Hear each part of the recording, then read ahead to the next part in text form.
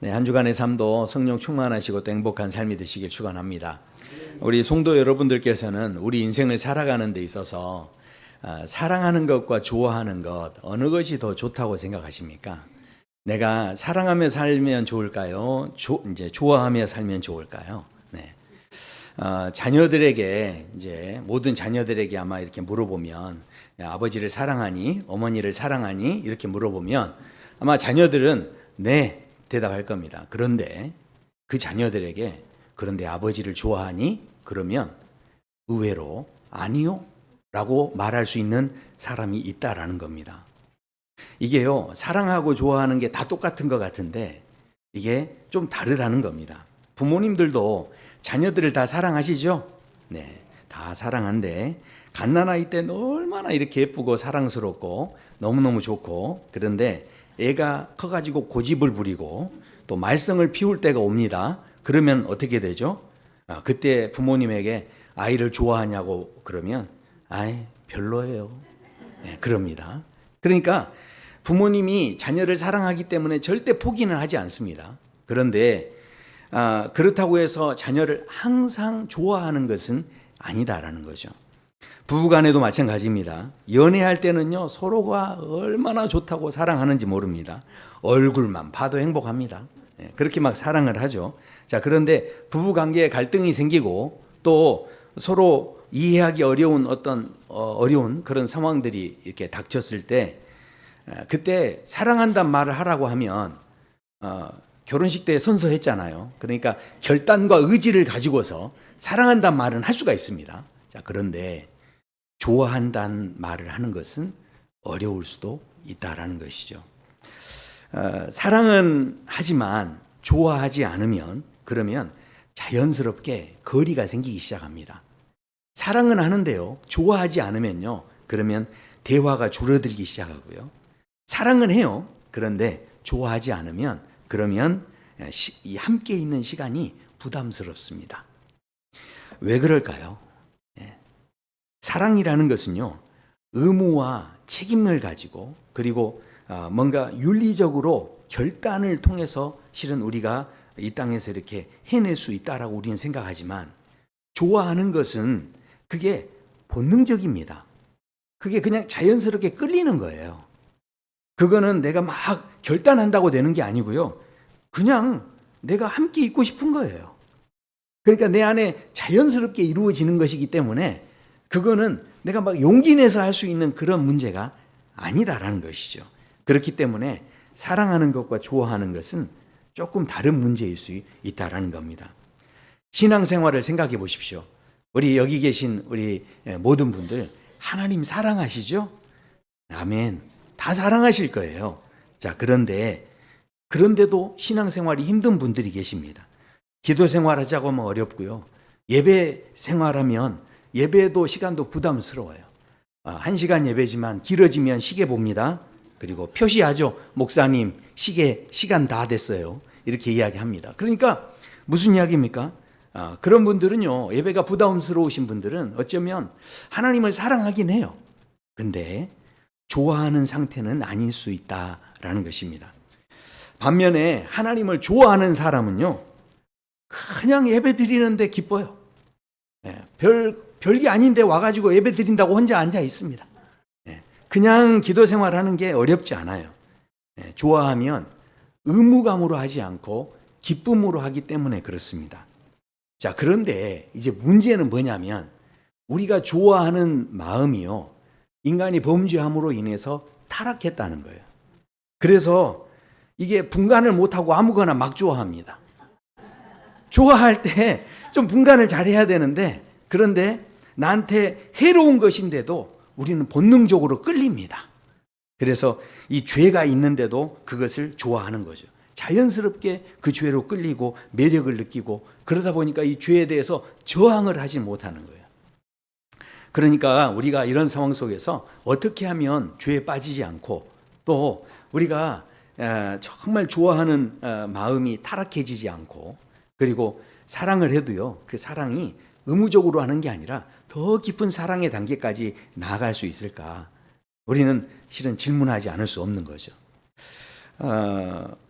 성경에 보면 참 저는 이렇게 흥미로운 그런 구절이 하나 있는데, 그게 뭐냐면 요셉이 있습니다. 근데 그 요셉을 보디발의 아내가 유혹을 했다고 합니다. 자, 근데 그 구절이 참 좀 특별합니다. 이 구절을 자세히 보시면 그 후에 그의 주인의 아내가 요셉에게 눈짓을 하다가 동침하기를 청했다, 이렇게 말씀합니다. 그러니까 요셉에게 눈짓을 했다는데, 그 눈짓을 어떻게 했을까요? 잉크를 막 이렇게 했을까요? 전 참 이 눈짓을 어떻게 했을지 되게 궁금합니다. 왜냐하면 아마 요셉이 눈치가 굉장히 없었던 것 같아요. 그래서 눈짓을 하도 해도 이게 못 알아먹은 거예요. 그러니까 보십시오. 눈짓을 했는데 그 다음 구절을 보면 동침하기를 청했다는 거예요. 여자가 자존심이 있지 웬만해서 여자가요 이렇게 직설적으로 절대 표현하지 않는 게 여자입니다. 근데 이 여자가 직설적으로 나하고 동침하자 이 표현을 했다는 것은 얼마나 답답했으면, 눈짓을 그렇게 했는데도 못 알아먹으니까 그러니까 이 이야기를 한 거예요. 그러니까 한번 생각해 보십시오. 이 동침하자고 하는 이 여자가요 그 당시에 권력의 집안에 있었기 때문에 엄청난 무소불력의 이제 이 모든 사람들이 실은 지금의 생각하는 권력과는 차원이 좀 다른 거죠. 그러니까 전혀 불가능한 게 없는 그런 권력자의 집안이니까 이 얼마나 힘이 셌겠어요. 그리고 그뿐만이 아니라 권력자의 집안이니 얼마나 또 예뻤겠습니까? 그러니까 이 여자가 굉장히 실은 매력이 있는 그런 여자였을 텐데, 이 여자가요 한두 번도 아니고요 성경에 보면 동침하기를 날마다 청했다라고 그렇게 말씀을 합니다. 세상에 그 유혹을 요셉이 어떻게 이겨냈을까요? 네.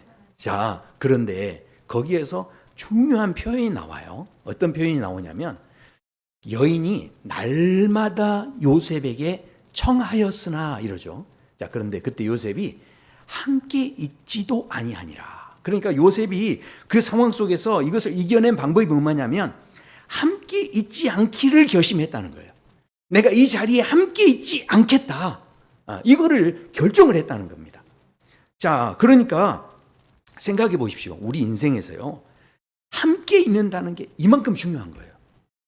인간은요 누구에게든지 이렇게 함께 있는 것에 영향을 받게 돼 있습니다. 저도 실은 이 블랙 아메리카노를 너무 써서 잘 못 먹었어요. 그래서 그걸 먹는 사람은 이해가 안 됐어요. 어떻게 저런 걸 먹나.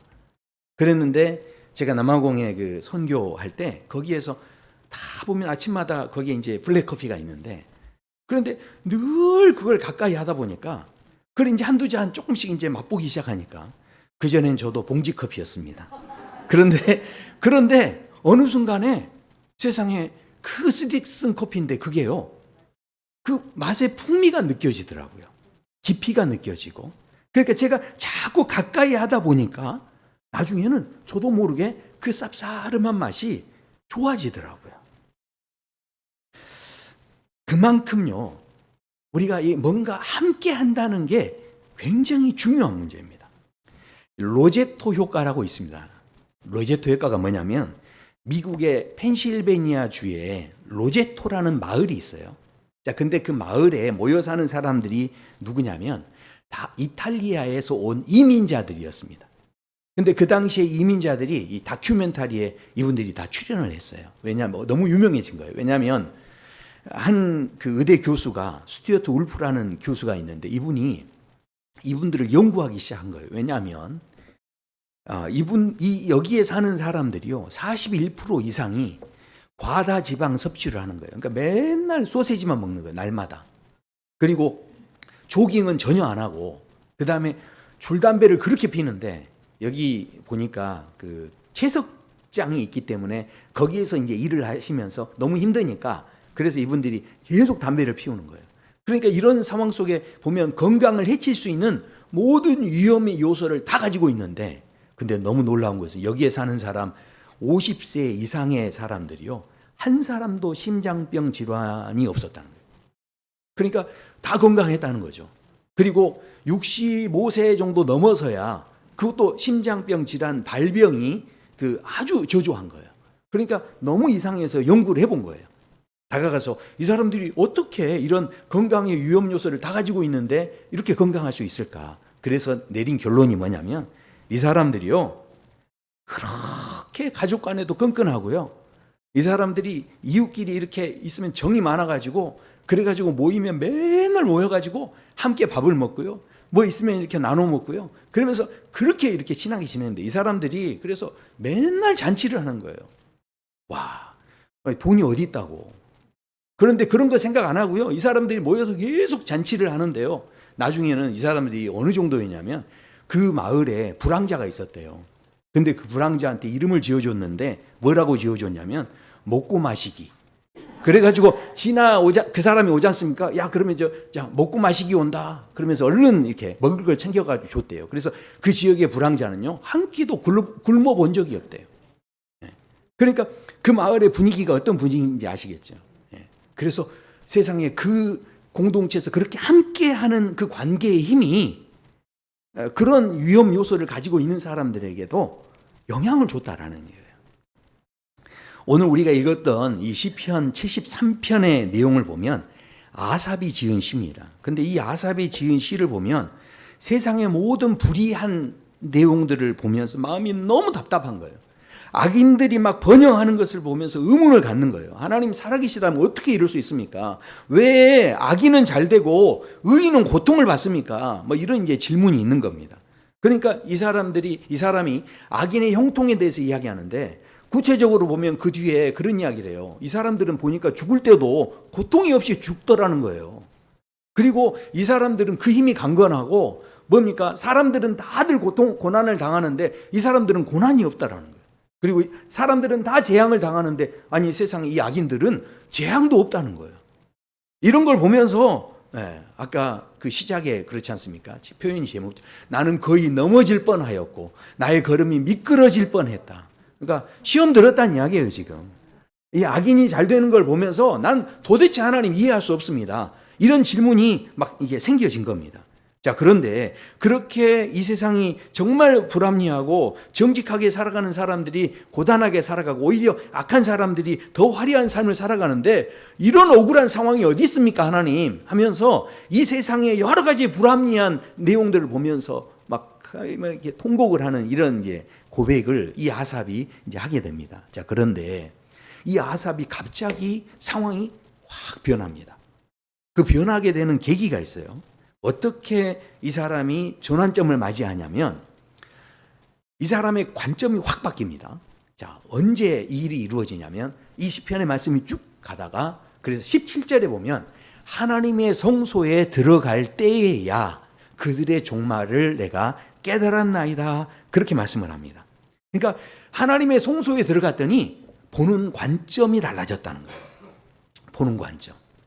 자, 생각해 보십시오. 우리가요, 보는 관점을 달리한다는 게 실은 굉장히 중요한 문제입니다. 성경에 보면 가인과 아벨의 이야기가 있죠.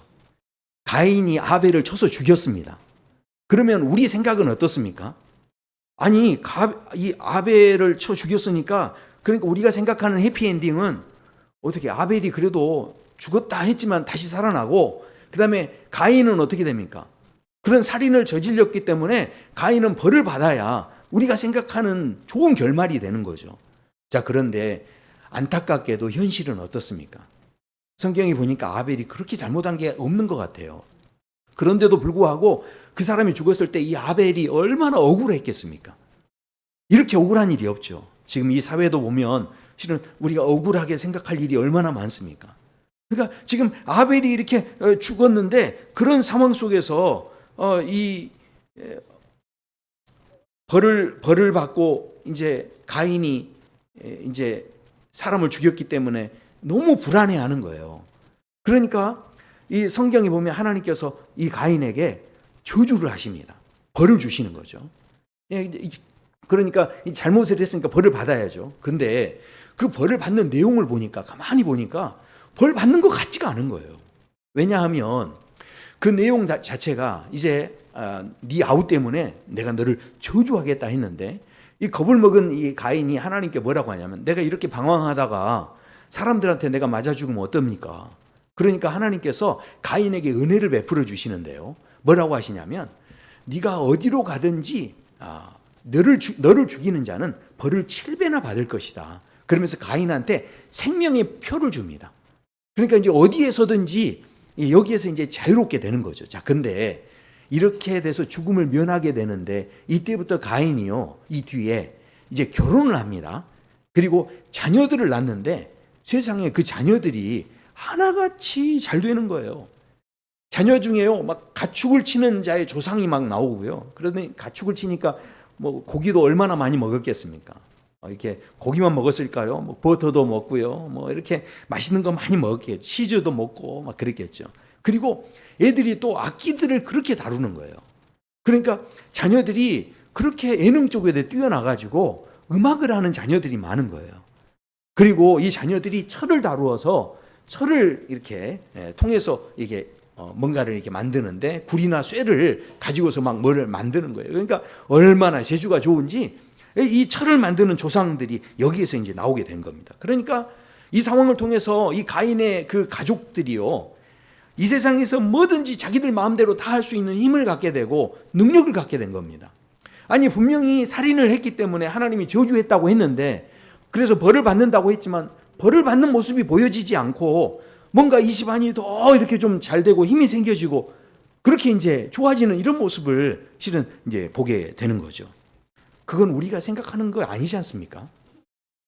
자, 그런데 이게 왜냐면 왜 그렇습니까? 우리가 대부분 생각하는 스토리는 그래도 가인이 아벨을 탁 쳐 죽이려고 돌로 탁 들어쳤는데, 그런데 아벨이 쓰러져서 보니까 아벨의 머리가 돌보다 더 단단했던 거예요.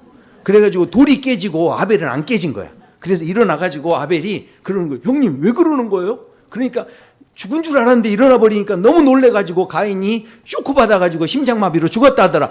이렇게 해야 우리가 생각하는 결론이잖아요. 자, 그런데 지금 아벨은 함정에 빠져 그냥 죽은 겁니다. 하나님 앞에 신실하게 살아서 복을 받아야 될 아벨인데 아벨이 죽은 거예요. 자, 그런데 생각해 보십시오. 이것을요 뒤집어서 관점을 좀 이제 바꾸어서 이 상황을 좀 보면, 그러면 세상에 아벨은요 천국 시민 1호가 된 거예요. 하나님께 가까이 하는 것으로 우리가 이제 관점을 삼아서 보면 아벨은요 아빠 엄마보다 먼저 간 거예요.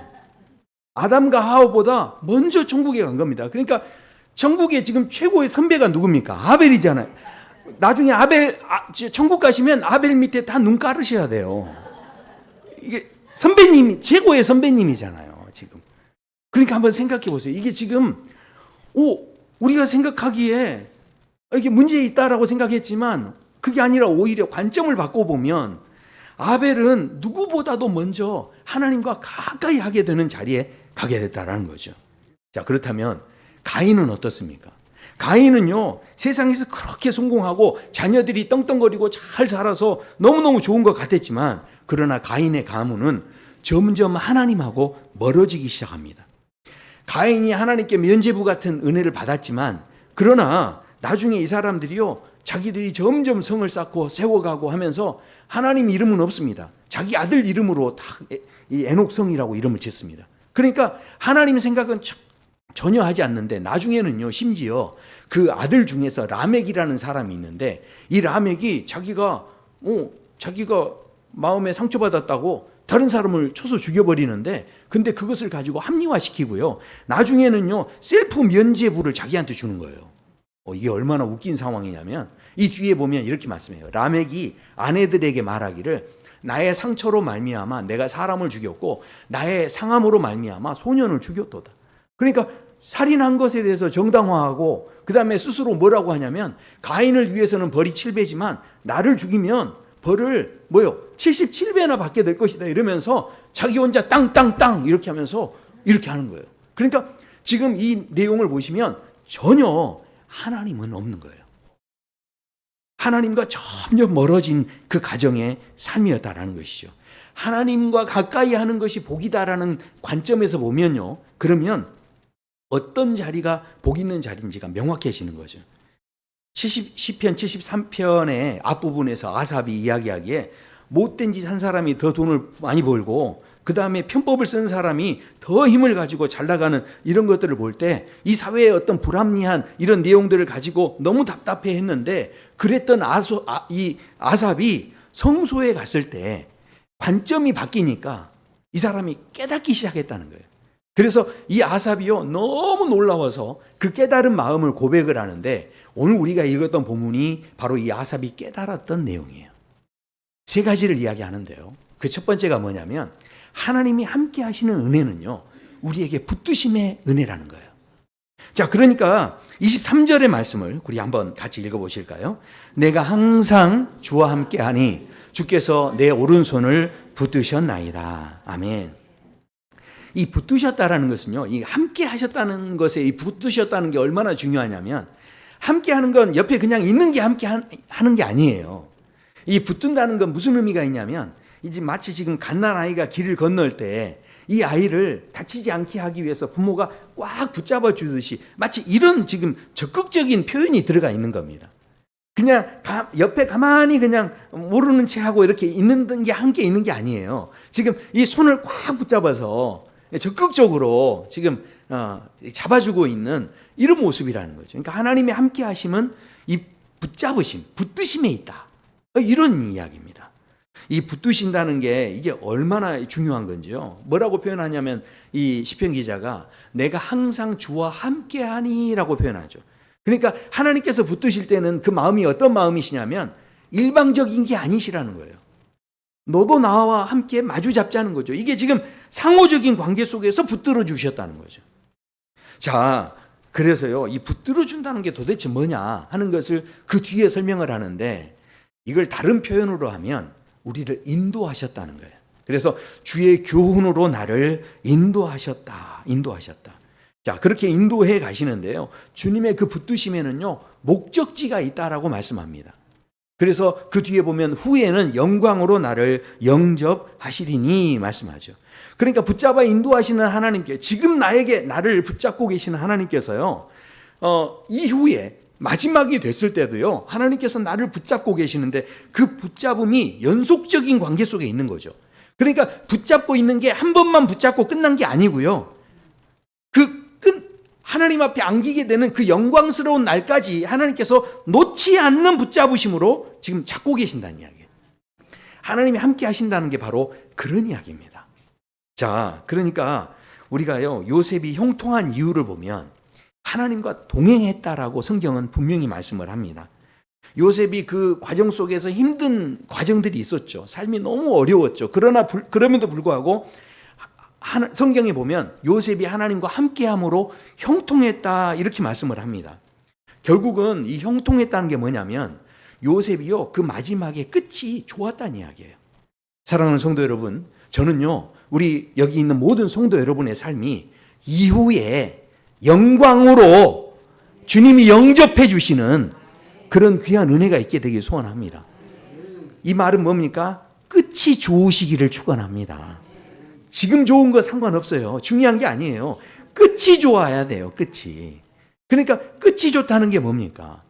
이게요, 하나님께서 합력해서 선을 이루신다고 하는데, 하나님께서 함께 하실 때요, 합력해 선을 이룬다는데, 이 선이라는 말 자체가 뭐냐면 이 토부라는 원어를 썼어요. 그러니까 이 토부라는 말은 뭐냐면, 이 선하다는 것은 좋다라는 이야기입니다. 끝이 좋다. 그러니까 이 선하다는 말이 그래서 어디에 쓰이냐면, 하나님께서 천지를 창조하신 다음에 보시기에 좋았더라, 여기에 이 좋았다라는 말이 선하다, 토부라는 단어를 썼습니다. 그러니까 하나님께서 결국은 붙잡으셔서 어떻게 하신다는 겁니까? 우리의 인생을요, 지금 당장에는 좀 내가 억울해 보이고 좀 불편해 보이고 이 상황이 지금 합리적이지 않고 이해가 안 돼도요, 하나님께서 함께 하셔서 붙잡고 계시면 반드시 그 끝을 좋게 만드신다는 거예요. 그런 은혜가 있다는 거죠. 두 번째, 그래서 이 아삽이 또 깨달은 게 있습니다. 그것은 바로 하나님이 함께 하심은 채우심이다 하는 것을 말씀을 합니다. 25절 같이 한번 읽어보실까요? 하늘에서는 주 외에 누가 내게 있으리요, 땅에서는 주밖에 내가 사모할 이 없나이다. 아멘. 야, 이 고백이 너무 대단하죠. 주밖에 없습니다. 사모하는 마음이죠. C.S. 루이스가 그런 이야기를 했습니다. 우리 기독교인들이 가끔은요, 너무 작은 것에 만족하고 산대요. 아니라는 거예요. 우리가 영적인 이 세계 안에서 더 입을 넓게 열고요. 정말 하나님 앞에요.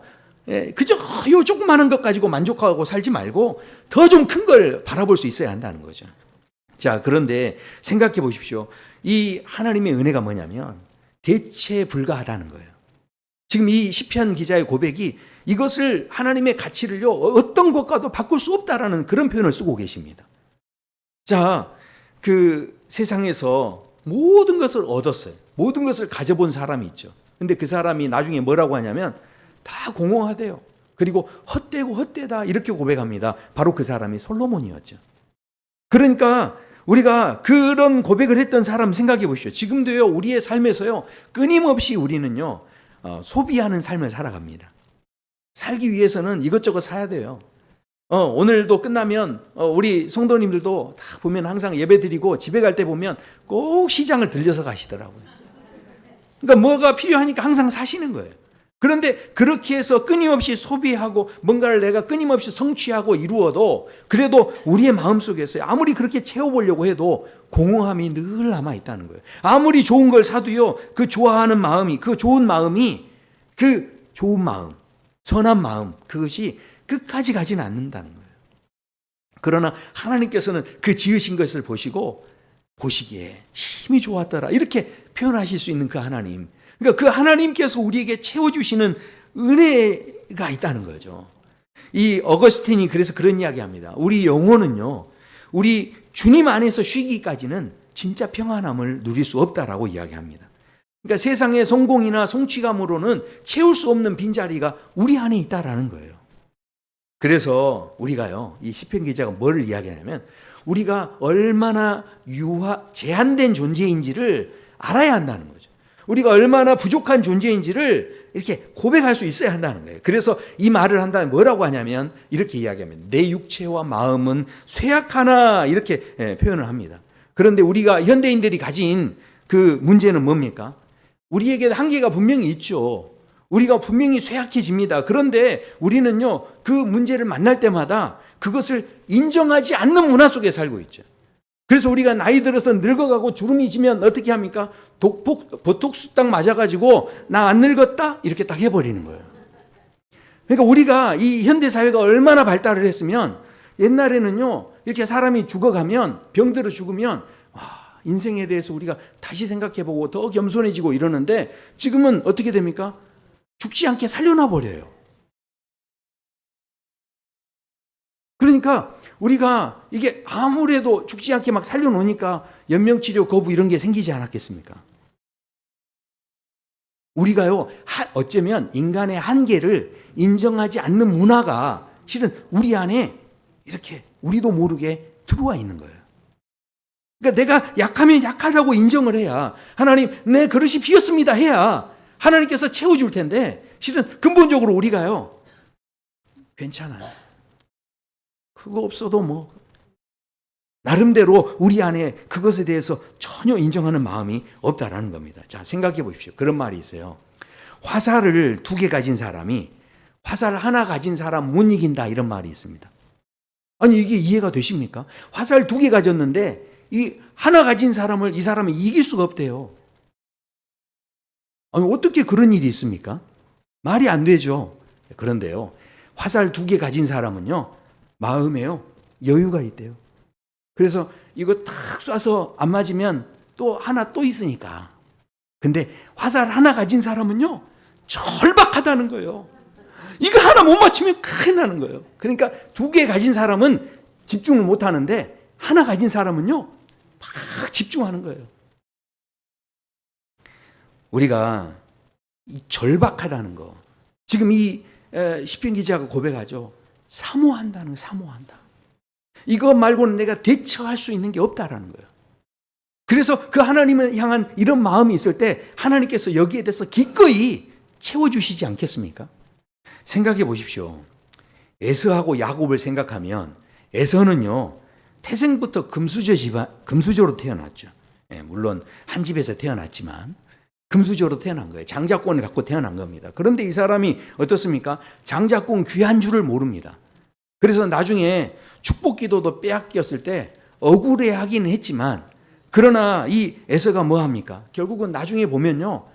여자도 자기가 원하는 여자 다 데려다가 결혼하고요. 그러면서 나중에 또 이 집안에서도요. 아버지가 갖고 있는 재산 다 결국은 누가 다 관리합니까? 다 에서가 관리했습니다.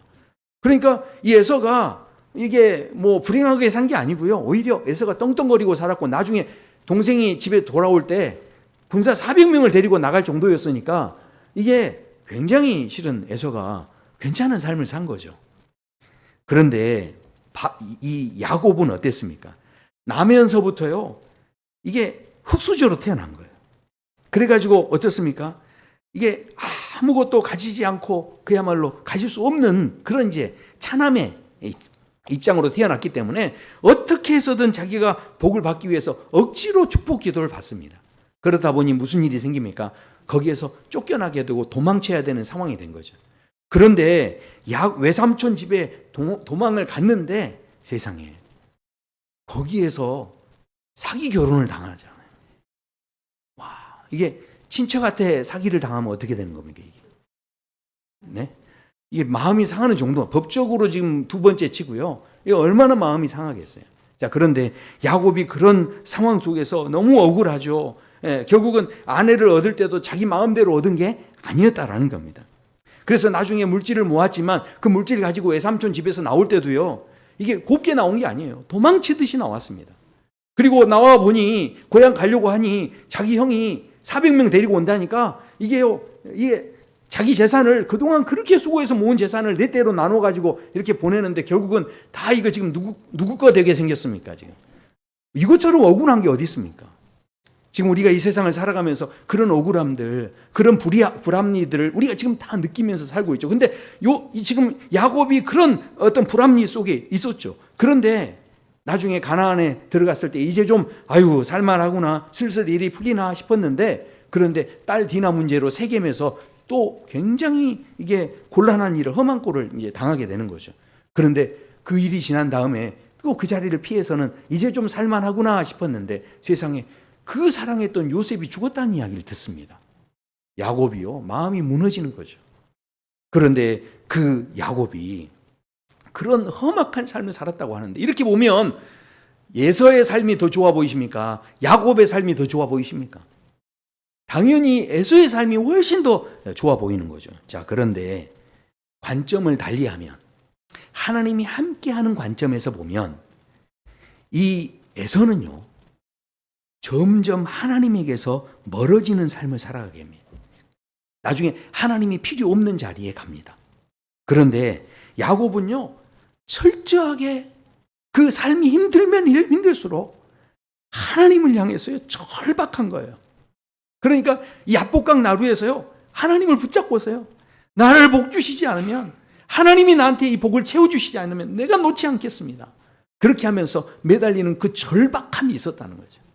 근데 야곱은요 그러다 보니까 어떻게 됩니까? 하나님께서요 그 자리에서 나무라지 않으시고 어떻게 하시죠? 이름을 바꿔줘 버리세요. 이스라엘로. 그리고 이스라엘의 12지파를 이루게 하시죠. 사람의 생각으로 이루게 하신 게 아니라 하나님께서 채워줘 버리십니다. 하나님의 방법으로 채워주시죠. 그러니까 하나님의 채우심은요 인간이 노력해서 채우는 것과는요 이게 질이 다른 겁니다. 이런 귀한 은혜가 누구에게 있다고요? 하나님이 함께 하심 속에 있다는 거예요. 이 시편 기자가 마지막으로 깨닫는 것은 이것이었습니다. 바로 하나님이 함께 하신 은혜는요 우리를 번성케 한다라는 겁니다. 27절 같이 한번 읽어보겠습니다. 주를 멀리하는 자는 망하리니 음녀같이 주를 떠난 자는 주께서 다 멸하셨나이다. 우리는 벌을 받고 망하게 되는 것이 우리가 죄를 지어서 그렇다라고 생각하는데 이 말씀을 보면요 우리가 망하게 되는 이유가 거기에 있지 않아요.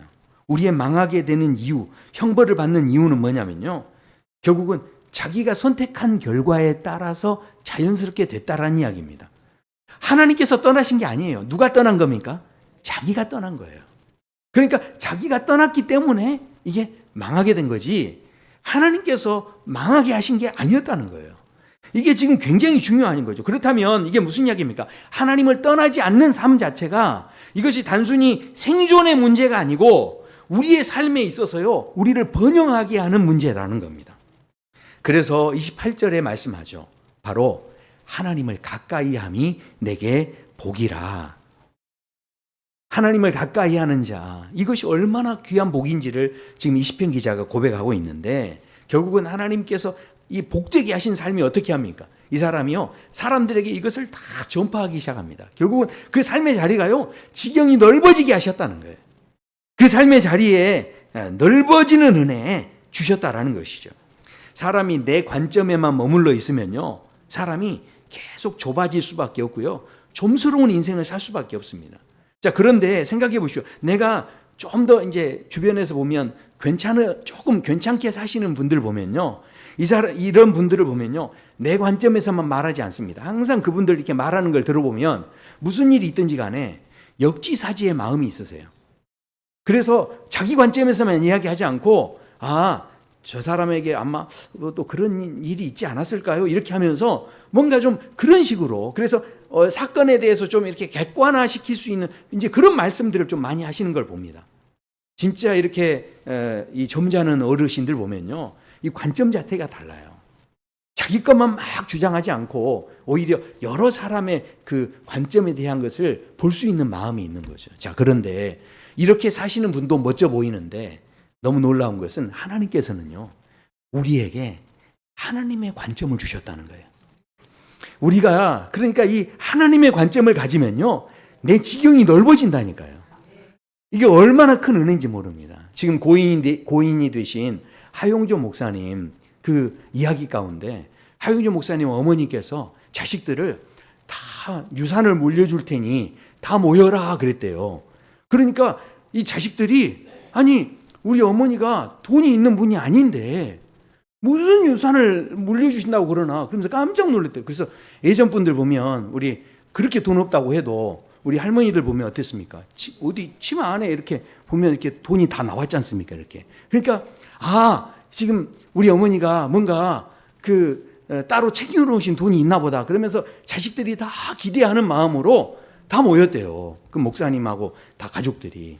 그랬는데 그 어머니가 이제 다 모인 다음에 갑자기 딱 지도를 펴더니 그러더래요.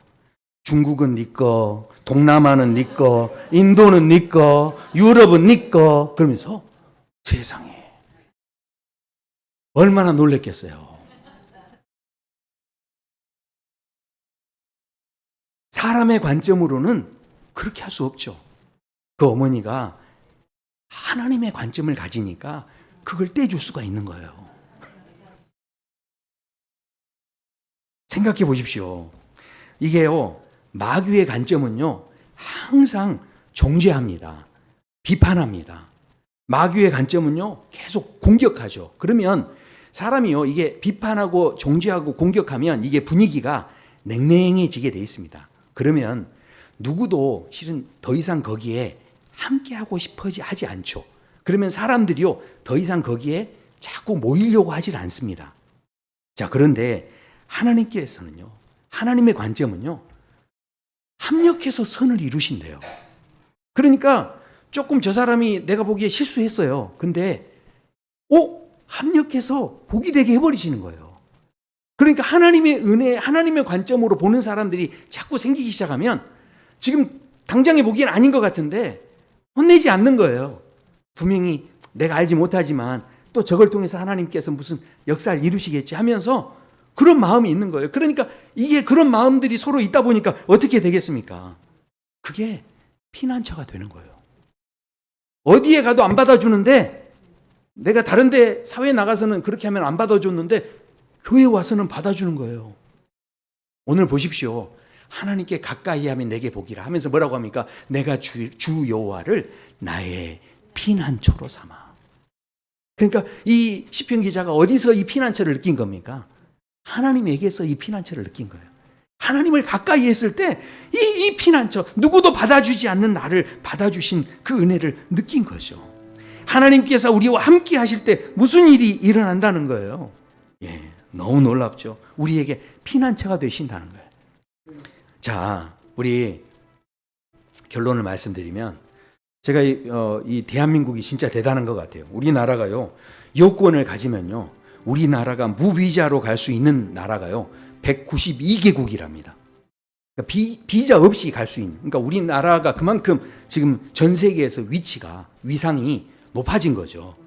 자, 그렇다 보니까 유럽에는요, 실은 비자가 없으면 못 들어가는데, 그래서 유럽의 관문이라고 하는 에스토니아라고 있어요. 근데 거기에서는요, 이제 비자를 이렇게 있어야 들어가는데, 그러다 보니 여권을 검사를 하는데, 그러다 보니까 비자 없이도 들어갈 수 있는 게 대한민국 여권이니까 동남아 사람들이 한국 사람하고 비슷하게 생겼잖아요. 그러니까 이 사람들이 한국 여권을 위조해가지고 그렇게 들어간대요. 그러니까 지금은요, 그 한국 사람을 구별해내기 위해서 그 사람들이요, 한국 사람 인증 시험을 본대요, 앞에. 그 인증 시험 문제가 유출이 돼서 제가 소개해 드립니다. 뭐라고 이제 문제를 내냐면, 인순이의 직업은 그런데요. 자갈치 시장이 있는 도시는 이렇게. 그리고 다음 빈칸을 채우시오 해가지고 동해물과 가로 열고 마르고 닳도록. 그래서 그거 채워야 되는 거예요. 한국인 시험을 보는 거예요. 근데 한번 생각해 보십시오. 그런 생각을 했어요. 거기 그러면 누구만 들어갈 수 있습니까? 한국 사람만 들어가는 거죠. 그런데요, 한국 사람만 들어가는 게 아닌 것 같더라고요. 어쩌면 그렇게 한국을 좋아해서 한국 사람하고 계속 붙어 있다 보면, 막 좋아가지고 막 따라다니다 보면, 아니 그렇게 한국 사람하고 같이 있다 보면 동해물과 백두산이 하지 않겠습니까? 저는 깜짝 놀랐어요. 우리 필성 목사님이, 아니 원래 중국 분이신데, 근데 설교할 때 가끔 보면 저건 찐 토백이 한국 사람만 쓸 수 있는 단어를 쓰시더라고요. 한국이 좋아서 한국하고 계속 이렇게 붙어 있다 보면, 그러다 보면 그게 좋아져서 그게 그냥 천국 가게 되는, 그게 길이 되는 거예요. 오늘 보십시오. 지금 이후에 하나님께서 이 모든 상관 가운데, 영광 가운데 우리를 영접해 주신다 말씀합니다. 오늘 말씀을 통해서 하나님께 함께 하나님이 얼마나 우리에게 복인지를 말씀하는데, 그것은 바로 우리를 붙드심의 은혜가 있기 때문이라는 거죠. 그것은 바로 우리를 채워주심의 은혜가 있기 때문이라는 것입니다. 이 세상이 지금 불합리해 보이고 억울해 보이고 우리가 지금 보기에 너무 불의가 판을 치는 것 같지만, 그러나 하나님께서 함께 하실 때 우리에게 피난처가 되시고 우리에게 결국은 번성하게 하시는 그 귀한 은혜의 자리에 우리 이끌어 가시, 그 귀한 은혜가 있는 줄로 믿습니다. 이 함께 하심을 사모하시기를 축원합니다. 이 함께 하심의 은혜를 누리시기를 소원합니다. 우리 함께 찬양하시겠습니다.